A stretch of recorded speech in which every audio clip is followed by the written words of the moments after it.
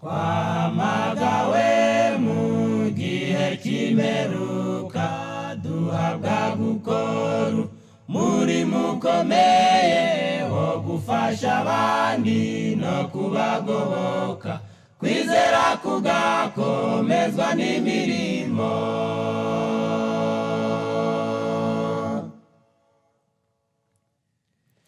Twahamagawe mu gihe cy'imperuka duhabwa gukora umurimo ukomeye wo gufasha abandi no kubagoboka, kwizera kugakomezwa n'imirimo.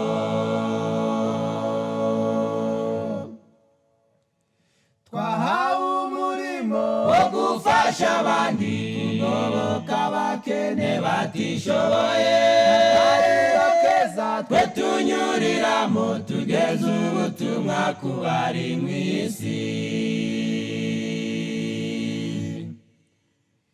Twahawe umurimo wo gufasha abandi kugoboka abakene batishoboye, akariro keza twe tunyuriramo tugeze ubutumwa ku bari mu isi.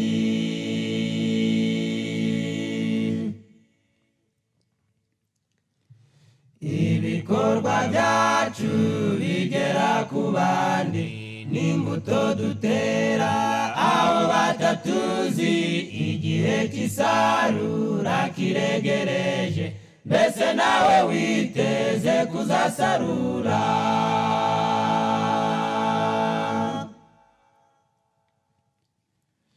Ibikorwa byacu bigera ku bandi n'imbuto dutera aho batatuzi, igihe cy'isarura kiregereje, mbese nawe witeze kuzasarura.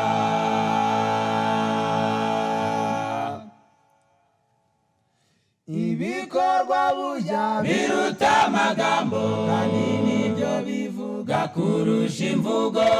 Igitekerezo kiruta byose niyo ntwaro twasigiwe n'Umukiza.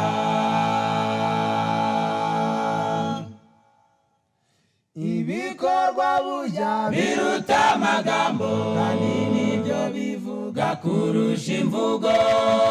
Igitekerezo kiruta byose niyo ntwaro twasigiwe n'Umukiza.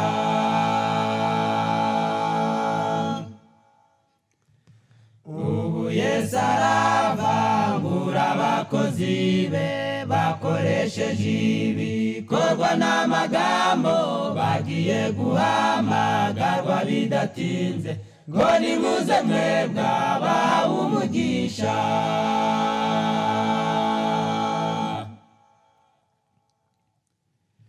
Ubu Yesu aravangura abakozi be bakoresheje ibikorwa n'amagambo, bagiye guhamagarwa bidatinze ngo nimuze mwebwe abahawe umugisha.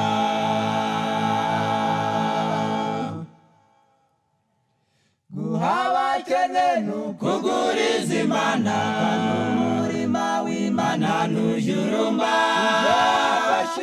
bizakubwa ijana agaciro k'amagambo n'ibikorwa.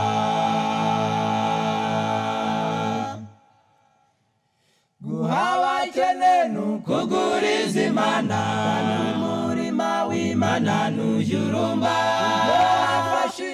bizakubwa ijana agaciro k'amagambo n'ibikorwa.